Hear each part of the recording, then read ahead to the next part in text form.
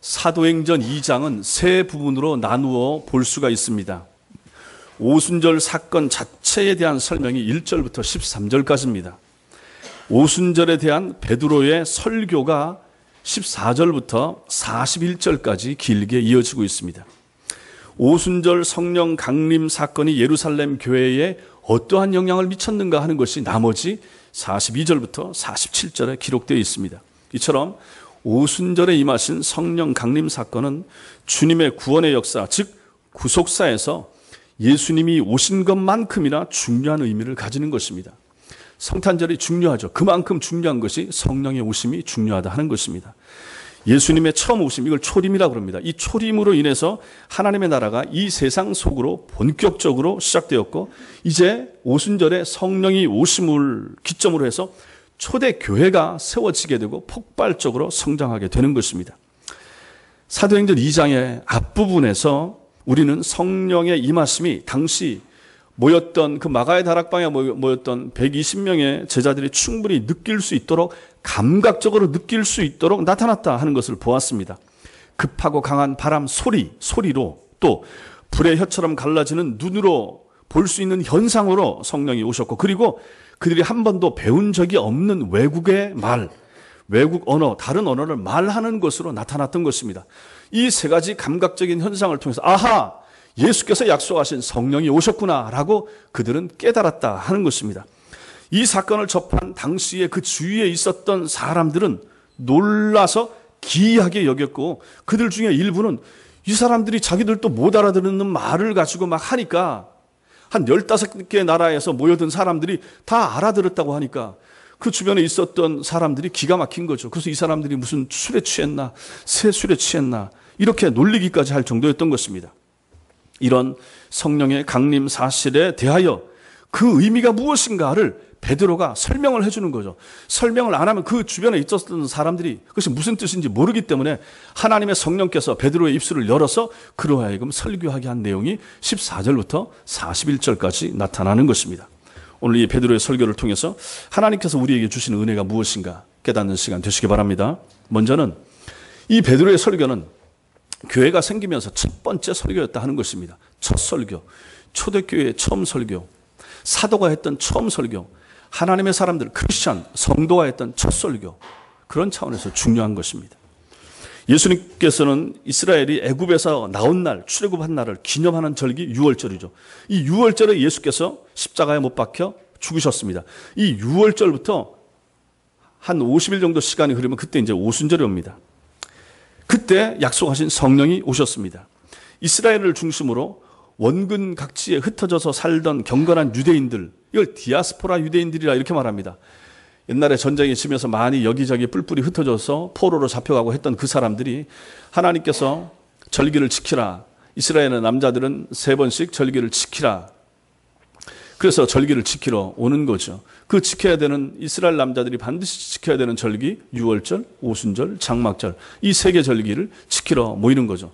아마도 이 유월절 절기를 지키러 왔다가 50일 후에 오순절이 있으니까 어떤 사람들은 유월절에 왔다가 안 가고 기다렸다가 오순절까지 지키고 다시 돌아가는 사람들도 있었을 것입니다. 어쨌든 이 많은 사람들이 각지에서 모여드는데 학자들은 한 200만 명 정도 예루살렘에 모여들었을 것이다, 그렇게 이제 추산을 하는 것입니다. 예루살렘에 거주하는 유대인들과 외지에서 절기를 지키기 위해서 모여든 유대인들로 인해서 이 예루살렘 거리는 완전히 인산인해를 이루었을 것입니다. 자, 이때 만약에 생각을 해보십시오. 사람들이 이렇게 많이 모였을 때 무슨 일이든지 일어난다 그러면 그것은 금방 소문이 퍼지게 되죠. 많은 사람들이 모였으니까 어떤 일이 생기면 금방 삽시간에 소문이 퍼진다 하는 것입니다. 그것을 위하여 예수께서 그렇게 하신 것입니다.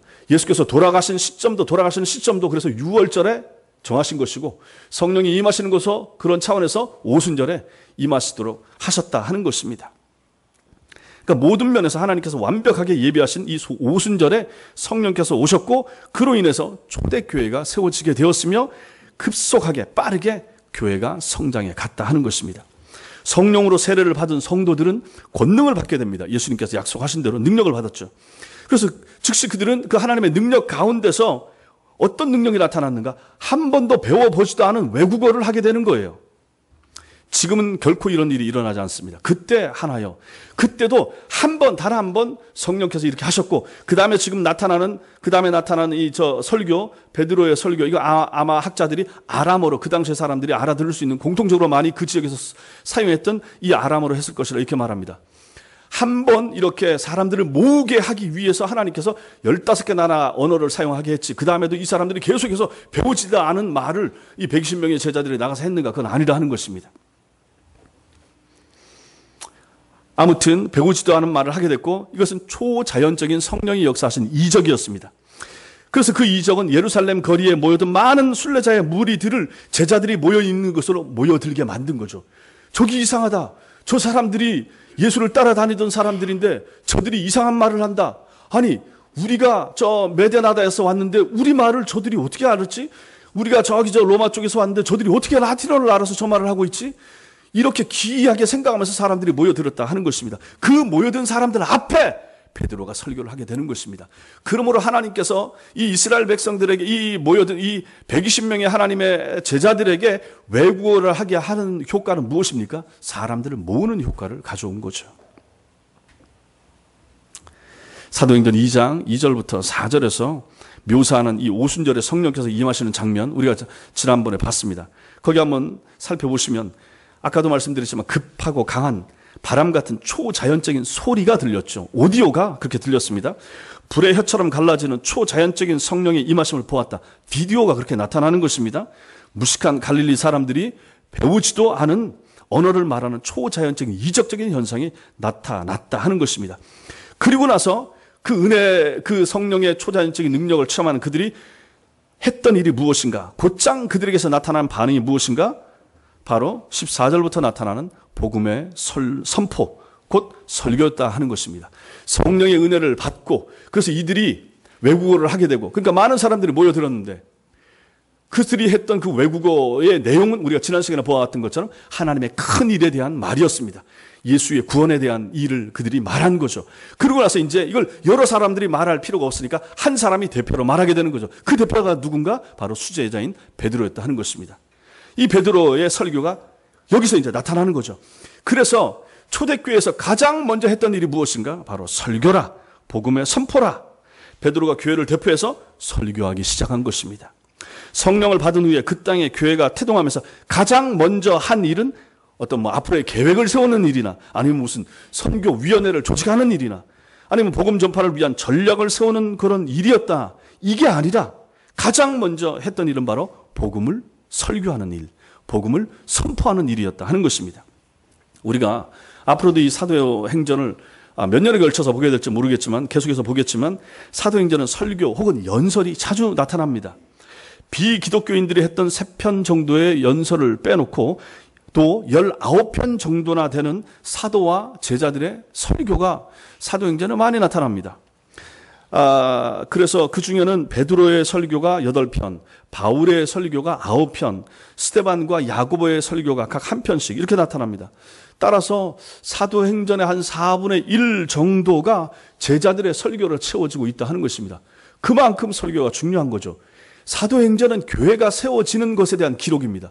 교회가 세워지는 기록을 이것만큼 자세하게 묘사한 성경이 없습니다. 그것을 잘 기록한 사도행전 전체의 4분의 1이 설교라라고 한다 그러면, 이 설교가 초대교회를 지탱하고 초대교회를 유지하고 초대교회를 만드는데 얼마나 지대한 역할을 감당했는가 하는 것을 우리가 쉽게 생각할 수가 있는 것입니다. 사도행전 2장 14절부터 41절은 성경에 기록된 오순절 성령 강림 이후에 첫 번째 설교라라고 말씀을 드렸습니다. 주님의 제자가 했던 가장 처음의 설교, 초대교회의 첫 번째 설교가 바로 이 베드로의 설교라는 거죠. 그 설교는 사도적 설교의 원형이 되는 것입니다. 또 오늘날 모든 설교자들의 모범 설교 같은 설교가 바로 그 설교가 되는 것입니다. 앞으로도 교회의 최우선 순위는 언제나 말씀의 전파인 것을 우리는 보게 될 것입니다.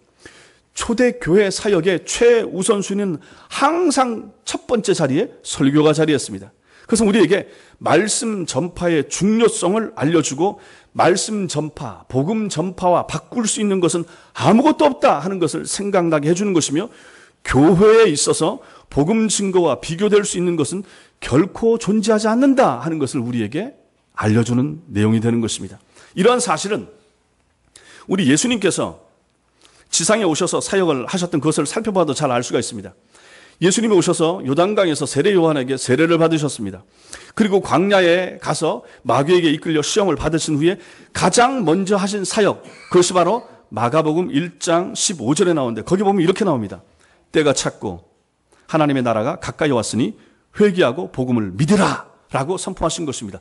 예수님 첫 번째 하신 말씀이 이런 선포, 설교였던 거죠. 때가 찼고 하나님의 나라가 가까이 왔으니 회개하고 복음을 믿으라 라는 것입니다. 이렇게 보면 예수님의 지상 사역의 최우선 순위도 어디에 있습니까? 말씀의 선포에 있는 거죠.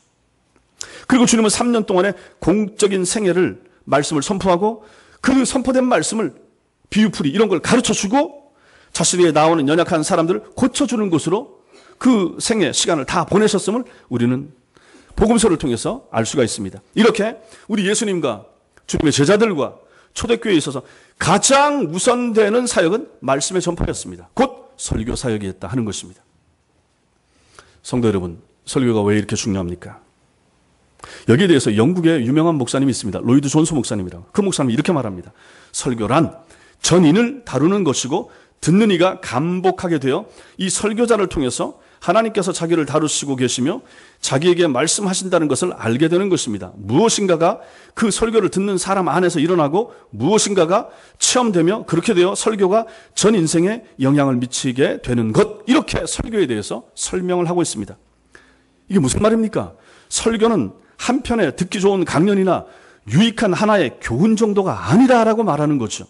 설교는 한 사람의 전 인격에 지대한 영향을 미치는 사람이 대신하는 주님의 사역이 된다 하는 것입니다. 성도는 설교를 통하여 하나님의 자신을 향한 뜻을 발견하게 되며 자신에게 부족한 것이 무엇인가를 그 설교를 들음을 통해서 찾아내게 되는 것입니다.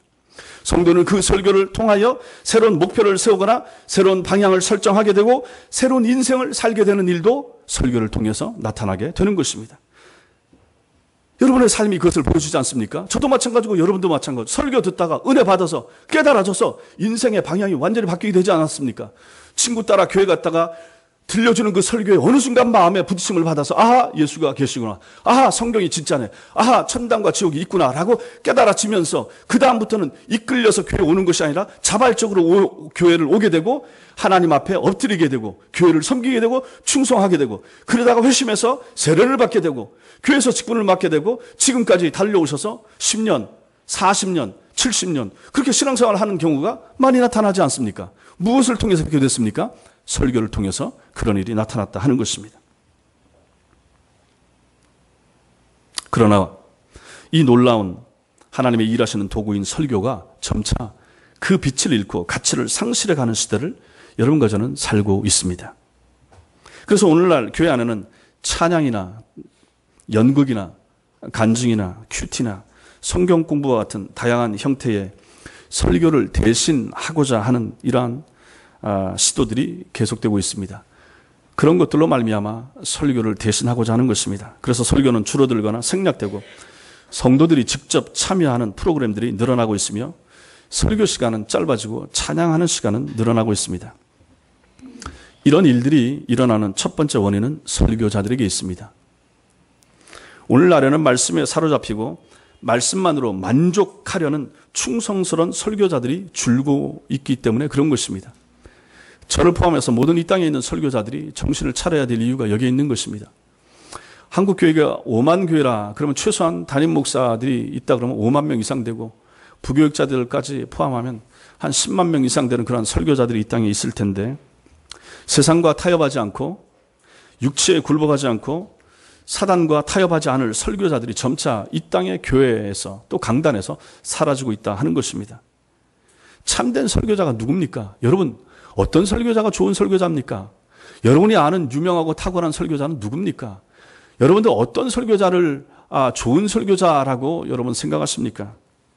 참된 설교자는 자신이 하나님과 사람들 사이에서 말하고 있으며 현재와 영원 사이에서 말하고 있음을 결코 잊지 않는 사람이어야 한다라고 로이드 존스 목사님은 말하고 있습니다.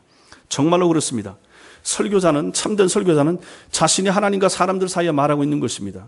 마찬가지죠. 저도 마찬가지죠. 제가 지금 설교하는 것은 하나님 앞에서 여러분에게 말씀을 전하는 것입니다. 하나님과 사람 사이에 목사, 설교자인 제가 서 있는 것입니다. 그러므로 제가 전하는 말은 제 소리가 아닌 하나님의 음성을 대변하는 것이 되어야만 되는 거죠. 또 제가 서 있는 이 시간은 지금 영혼과 현재 사이에 서 있는 것입니다. 여기서 제가 복음을 전해서 제가 지금 설교를 해서 이 설교를 듣는 여러분들 가운데 회심하는 성도가 생기면 그 사람의 생애는 영원으로까지 이어진다 하는 것입니다. 그러므로 저는 지금 영혼과 현재 사이에 서 있는 설교자가 되는 것입니다. 그러므로 여러분들은 말씀에 집중하셔야 됩니다. 제가 좋아하는 설교자 윌리엄 스틸 목사님이 이런 말을 했습니다. 강단에 설 때마다 나는 영원까지 계속될 어떤 일이 회중 가운데 시작될 거라는 사실을 굳게 믿는다 그랬습니다. 저도 이것을 믿으면서 날마다, 주마다 이렇게 강단에 서고 있습니다. 제가 강단에 설 때마다 나는 영원까지 계속될 일이, 어떤 일이 회중 가운데, 성도들 가운데 시작될 것이라. 내가 복음을 전하는데 이 전하는 복음을 어느 순간 어느 성도가 듣다가 마음에 믿으시면 그 사람에게 영혼이 이어진다 하는 것입니다. 회심하게 되면 그 사람의 영혼이 영원까지 이어지는, 즉 구원에 이르게 되니까 이것이 얼마나 중요한 일인가. 그렇다면 이 중요한 사역을 어찌 대충 감당할 수가 있는가 하는 것입니다. 이 땅에 그러므로 여러분들이 설교자들을 위해서, 특별히 여러분들은 저를 위해서 기도를 해 주셔야 될 이유가 그게 있는 것입니다. 목사가 엉뚱한 말 하지 않도록, 목사가 엉뚱한 곳에 시간을 허비하다가 말씀을 준비하는 일에 소홀히 되는 일이 없도록, 자신의 생각을 집어넣어서 하나님의 말씀을 물타기 하는 일이 없도록 여러분들이 저를 위해서 기도하셔야 될 책임이 거기에 있는 것입니다. 그런 차원에서 본다 그러면 제가 만약 설교를 못한다 그러면 그 책임은 저와 여러분들에게 같이 있는 것입니다. 저는 준비하지 않은 게으름에 대한 책임이 있는 것이고, 여러분은 여러분의 기도를 통해서 설교자인 저를 하나님의 성령께서 붙잡아 주시도록 그렇게 기도하셔야 될 책임을 여러분들은 소홀히 한 것입니다. 앞으로도 마찬가지입니다. 설교가 중요합니다. 그래서 제가 누누이 설교에 대해서 그렇게 많이 강조하는 것입니다. 그런 차원에서 본다면 저는 설교자가 누군가, 목사가 누군가, 장래 지도사가 된다, 이렇게도 생각합니다. 여러분, 장래 지도사가 누굽니까? 장래 지도사가 뭡니까? 요즘 자격증들 많이 신문에 광고에 나오잖아요. 이것저것 자격증들, 듣도 보도 못한 자격증이 많이 생기는데, 국민일보 하단에 보니까 장래 지도사도 있더라고. 그 염하고, 그 영안실에 가면 염하고 싸고 이렇게 이런 거 있잖아요. 이게 이제 장래 지도사더라고요. 그것도 이제 자격증이 있고. 근데 그 리을에다가 여의 장래 지도사잖아요. 목사는 누군가? 장래 지도사. 장래, 앞으로. 인생의 앞으로, 훗날에 대한 장래 지도사. 그렇죠. 제가 여러분들에게 하는 설교가 장래에 대한 지도하는 거 아니겠습니까? 예수 믿어야 천당 갑니다. 복음을 받아들이셔야 하나님 나라 들어갈 수 있습니다.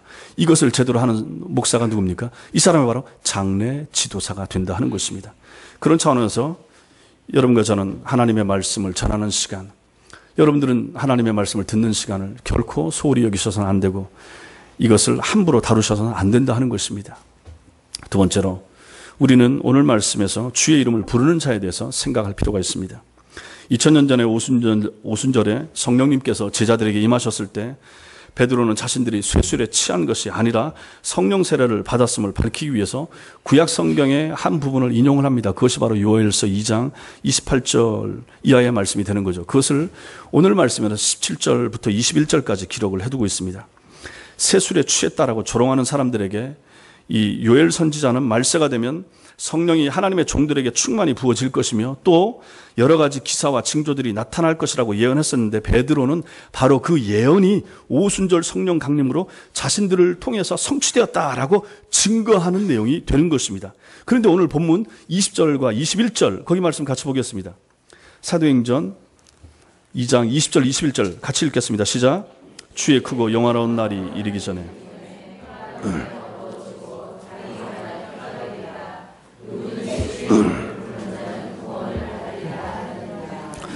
여기서 베드로가 요엘서 2장을 인용하고 있는 또 다른 이유를 우리는 발견하게 됩니다. 주의 크고 영화로운 날, 이것은 주님께서 재림하시는 종말의 날, 그리고 해와 달이 어둠과 피로 변한다는 것은 종말 직전에 도래할 대환란을 의미하는 것입니다. 그 환란과 종말이 지금 당장 닥친다고 해도 주의 이름을 부르는 사람은 그가 누구든지 구원을 얻는다는 이 요엘의 예언을 결론 삼아서 베드로는 자신들에게 성령님께서 강림하셨음을 지금 설명하고 있는 것입니다. 요엘이 언급한 이러한 징조나 기사가 하나도 일어나지 않는다고 해도 한 인간이, 한 사람이 주님의 이름을 부르고 구원을 얻는다라고 하는 것은 그에게 성령님께서 임하셨다는 확고한 증거가 된다라는 차원에서 말하고 있는 것입니다. 성령님의 역사가 없이는 눈에 보이지 않는 하나님을, 더더욱이 달동네 나사렛 출신은 인간 예수를 하나님께서 보내신 구원자, 구세주로 믿는 것 자체가 불가능하기 때문에 그런 것입니다. 아니, 그 예수를 믿는 게 인간의 힘으로 가능하겠습니까? 근데 그 예수가 너무 믿어진다 하는 것입니다. 누가 예수를 믿어지게 하는가? 성령께서 그 사람 속에 임하지 않으면 그 일은 결코 일어나지 않는다 하는 것입니다. 여러분, 마태복음 16장을 보면 주님께서 황제의 신전이 우뚝 서 있는 가이사라 빌립보라고 하는 땅에 지나가시다가 예수님께서 그 제자들에게 묻는 장면이 나옵니다. 얘들아, 사람들이 나를 누구라고 하느냐? 뭐 엘리야라고 합니다. 누구라고 합니다. 그래? 그럼 너희는 나를 누구라고 생각하느냐? 예수님께서 물으십니다. 다른 제자들이 감히 어떻게 대답해야 할지를 몰라 할 때 베드로가 나서서 주는 그리스도이시요 살아계신 하나님의 아들이십니다 라고 정확하게 대답을 합니다. 지금 거짓말골 비슷한 행색을 하고 있는 자기 앞에 서 계신 자기 스승의 모습 속에서도 베드로가 당신은 하나님이시고 당신은 구원자십니다 라고 고백했던 것입니다. 그 고백을 들으신 주님께서 베드로에게 뭐라고 그러십니까? 내가 복이 있도다. 이를 내게 알게 한 이는 혈육이 아니요 하늘에 계신 내 아버지시라, 이렇게 말씀하십니다. 네가 정답을 말했는데 그 정답을 알게 된 것은 누가 가르쳐 줬거나 어떤 사람의 코치를 해서가 아니라 하늘에 계신 내 아버지께서 그 답을 너에게 정확하게 알게 하셨다, 이렇게 말씀하시는 것입니다. 지난 2000년 동안 이 세상 모든 그리스도인들과 교회의 신앙 고백으로 승화된 그 놀라운 베드로의 고백은 실은 베드로 자신이 한 것이 아니었다 하는 것입니다. 황제가 그 시대에 하나님 아니었습니까? 로마 황제 시저가, 가이사가 황제 아니었습니까?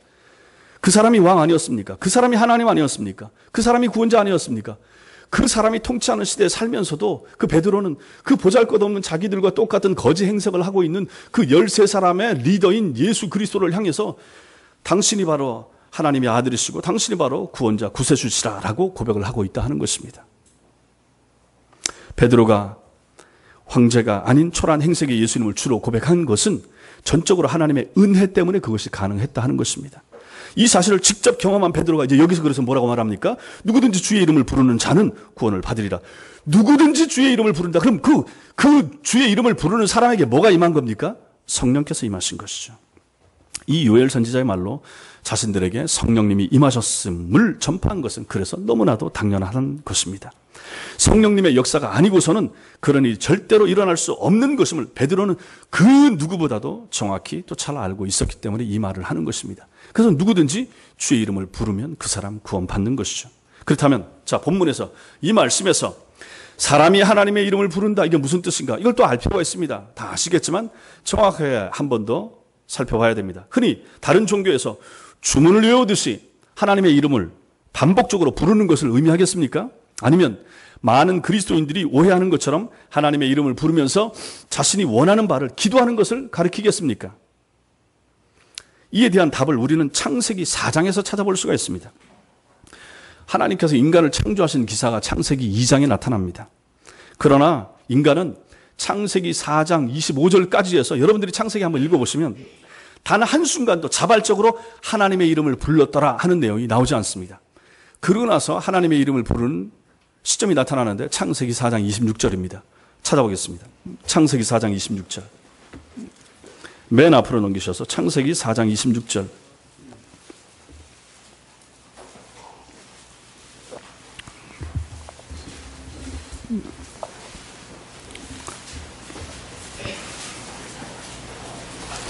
창세기 4장 25절 26절 같이 읽겠습니다. 시작. 아담이 다시 자기 아내와 동침하매 그 아들을 낳아 그 이름을 셋이라 하였으니 이는 하나님이 내게 가인이 죽인 아벨 대신에 다른 씨를 주셨다 함이며 셋도 아들을 낳고 그 이름을 에노스라 하였으며 그때의 사람들이 비로소 여호와의 이름을 불렀더라. 하나님께서 형 가인에게 맞아 죽은 동생 아벨 대신 주신 셋의 아들 에노스 때에 되어서야 이르러서야 비로소 사람들이 여호와의 이름을 불렀다, 하나님의 이름을 불렀다, 이렇게 말합니다. 이걸 그냥 대충 넘어갈 수 있는 말씀이지만 생각을 하셔야 될 말씀이 됩니다. 여기 나오는 이름 히브리어 에노스, 사람의 이름입니다. 그렇지만 이것이 보통 명사가 되면 유한한 존재, 죽을 수밖에 없는 존재라고 하는 그런 뜻을 가지게 됩니다. 유한한 존재, 죽을 수밖에 없는 존재. 그러므로 이 말씀은 무슨 뜻입니까? 에노스 시대에 이르러서야 바른 하나님에 대한 지식을 가진 사람들이 하나님께 자신의 연약함과 무력함을 겸손히 고백하면서 기도와 찬양, 감사와 경배가 있는 공적인 예배를 드렸다라는 뜻이 되는 것입니다. 에노스 때에 이르러서야 비로소 자신의 연약함을 인식하면서 하나님 앞에 엎드려서 하나님의 이름을 부르면서 예배했다. 그런 뜻이 되는 것입니다. 인간은 다 마찬가지입니다. 자기의 한계와 연약함, 나아가서 죽음을 자각하기 하기 전까지는 여호와 하나님을 필요로 하지 않기가 십상이라 하는 것입니다. 그러나 죽음이 남의 이야기가 아니라 바로 나 자신의 문제인 것을 뼈저리게 느끼고 깨달았을 때, 다시 말해서 언젠가 나의 생이 공동묘지에서 마감할 수밖에 없다, 그런 인생이구나 하는 것을 통감하게 될 때 그제야 누군가를 찾게 되는 거죠. 그제야 죽음 이후를 책임져 주실 생명의 근원 대신 하나님의 이름을 온 마음을 다해서 부르게 된다 하는 것입니다. 지금도 하나님을 믿지 않고 예수를 부인하는 사람들은 자신의 죽음 이후의 삶에 대하여 무지하거나 무관심하기 때문에 그런 것입니다. 나이가 들어갈수록 우리는 죽음을 의식해야 합니다. 나의 생명, 나의 종말, 나의 마지막, 그리고 성경에서 얘기하는 대로 마지막 심판, 그것을 생각하면서 신앙생활을 하는 것이 필요하다 하는 것입니다. 여러분과 제가 다 마찬가지입니다. 여러분들이 더 잘 아시잖아요. 죽음이 남의 문제가 아닌 것을, 죽음이 나와 내 가족들 가까이 있다는 것을, 내 가족들 가운데 누군가 떠나가는 경험이 다 있지 않습니까? 그때 얼마나 마음이 무너져 내렸는가, 그때 얼마나 허망했는가 인생이. 그때 만약에 여러분과 제가 믿음이 있으니까 우리는 소망 가운데 죽음 이후의 삶을 기약하면서 살지만은, 죽음 이후의 삶에 대한 기약이 없는 사람, 죽음은 끝난다고 한다든지 불교에 속해 있다든지 다른 종교에 속해 있다든지 하는 사람의 인생은 얼마나 더럽는가 하는 것을 여러분들이 생각하셔야만 된다 하는 것입니다. 얼마나 유한한 존재인가, 우리 가족들이, 내 자녀들이 얼마나 한계가 많은 인생인가.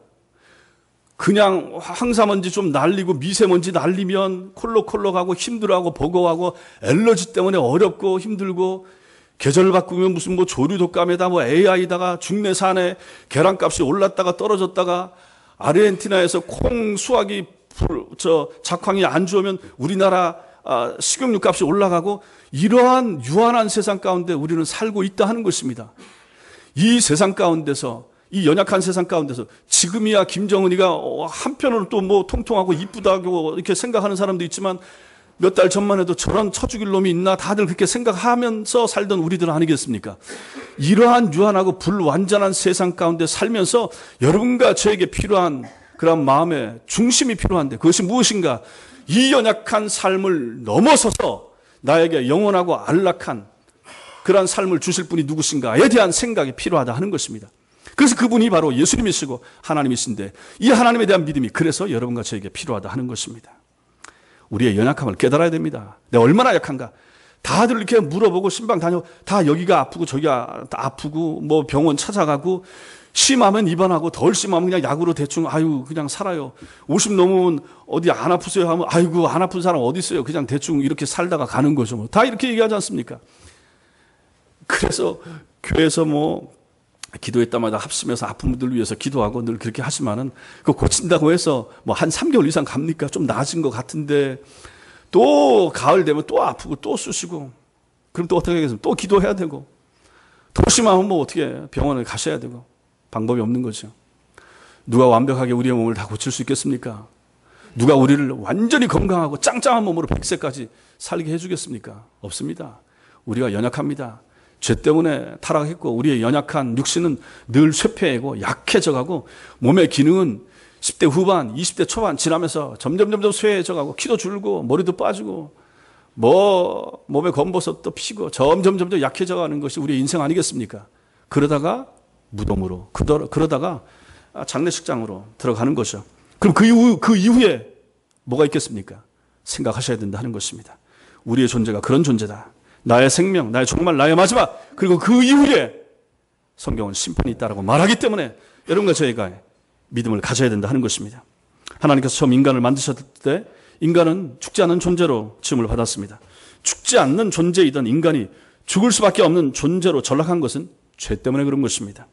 아담과 하와가 하나님의 말씀에 불순종하여 선악과를 따먹은 죄로 인해서 그 이후로 모든 인간은 다 죽음을 거부할 수 없게 됐고, 거룩하신 하나님 앞에서 죄의 삭은 죽음, 사망뿐이게 됐습니다. 그러므로 인간이 하나님을 부른다라고 하는 것은 자기 능력으로는 자신을 구해낼 수 없는 본질적인 죄인임을 인정하는 것입니다. 내 힘 가지고, 내 능력 가지고, 과학의 힘 가지고, 의술 가지고 내가 1000년을 150년을 못 삽니다라고 고백하게 된다라는 것입니다. 죄로 인해서 죽을 수밖에 없는 인간을 죄와 사망의 올무에서 구원해 주기 위해서 하나님께서 이 땅에 보내주신 구원자가 바로 예수 그리스도십니다. 주님께서는 인간의 죄값을 대신 치르기 위해서 십자가의 제물이 되어 돌아가셨다가 죽음을 깨뜨리시고 사흘 만에 부활하심으로 인간이 예수 그리스도 안에서 영원한 생명을 누릴 수 있는 길을 여러분과 저를 위하여 완벽하게 마련을 해 주셨던 것입니다. 그러므로 하나님의 이름을 부른다라고 하는 것은 이 땅에 오신 예수님을 자신의 구세주로 구원자로 영접한다라고 하는 말과 똑같은 말이 되는 것입니다. 한마디로 하나님의 이름을 부른다라고 하는 것은 참 생명이자 구원자이신 삼위일체 하나님을 내가 온전히 믿겠습니다 하는 고백이나 똑같아지는 것입니다. 그래서 사도 바울은 이 동일한 말씀을 인용해서 다음과 같은 해설을 덧붙이는데 로마서 10장에 나옵니다. 로마서 10장 한번 찾아보겠습니다. 로마서 10장 10절부터 사도행전 뒤에 로마서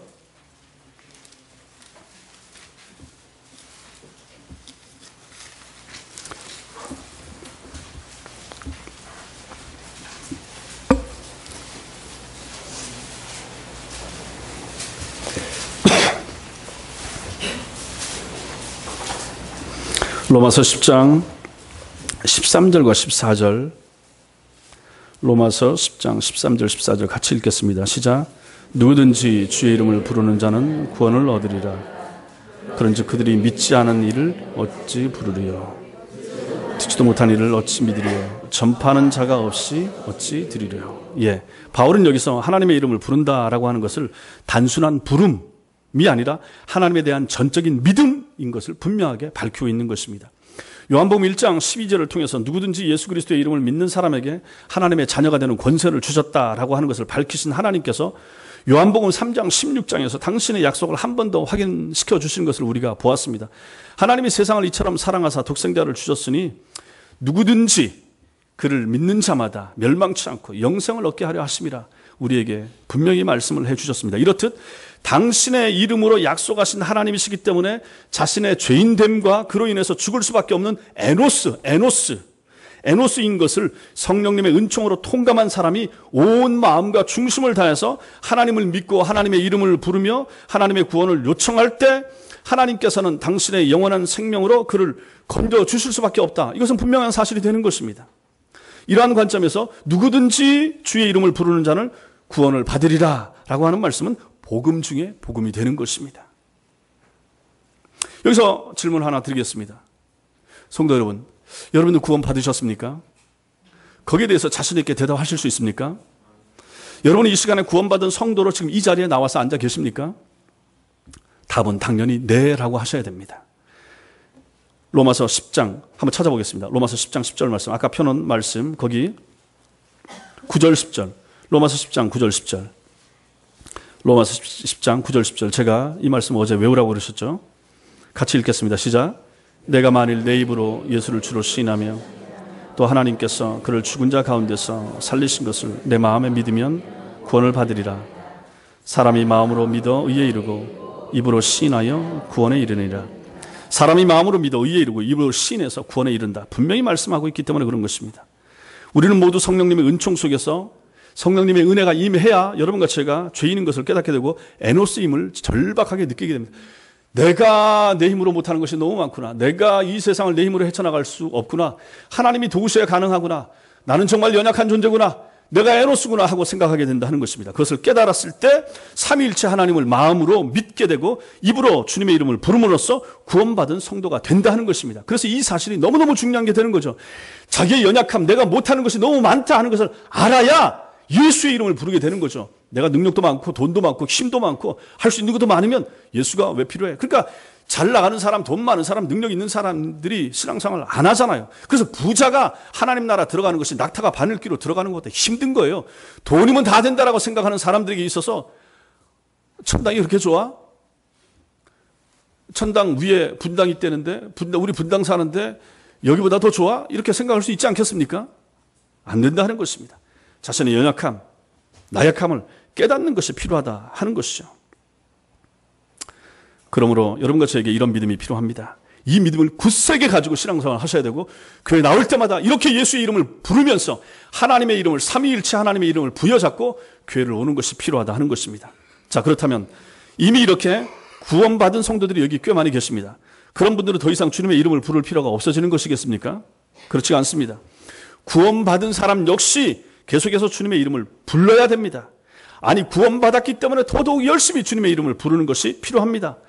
구원받은 우리가 지속적으로 주님의 이름을 부르는 것은 입으로 예수님의 이름을 주여 주여 주여 이게 부르는 것에서 그치는 것이 아니라 그 차원을 넘어서서 내 생애로서 내 삶으로서 주님의 이름을 부르는 것, 즉 주님의 이름으로 살아가는 것을 의미하기 때문에 그런 것입니다.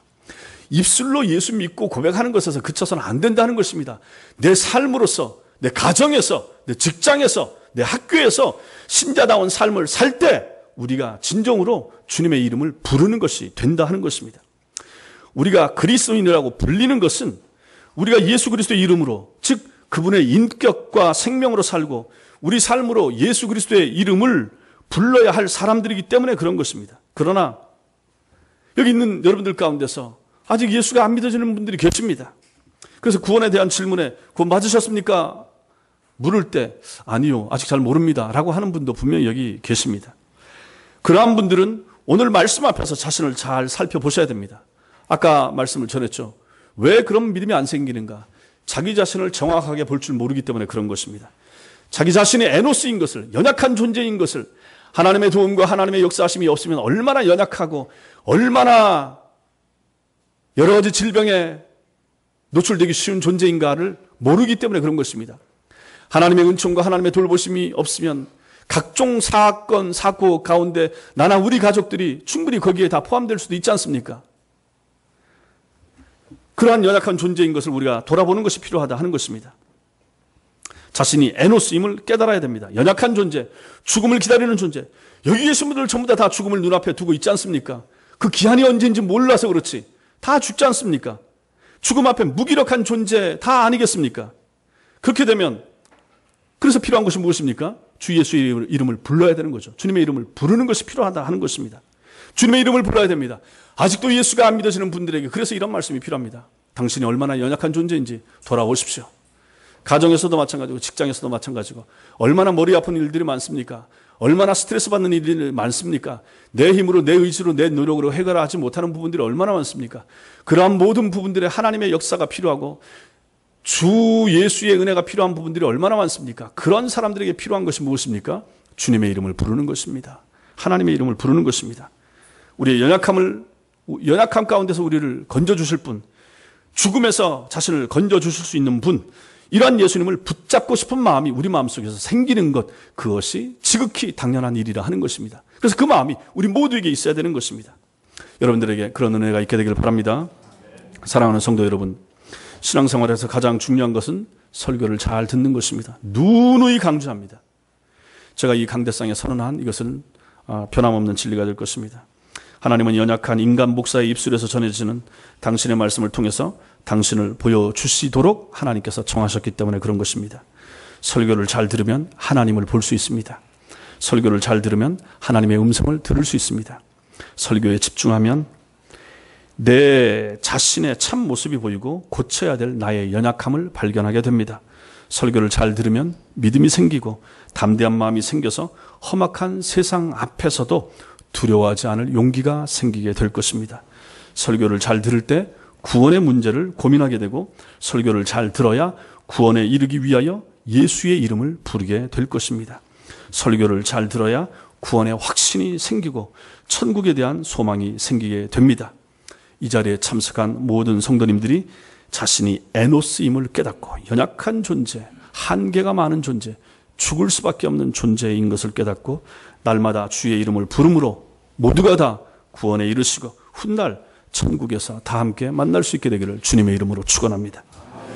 기도하겠습니다. 같이 기도하겠습니다.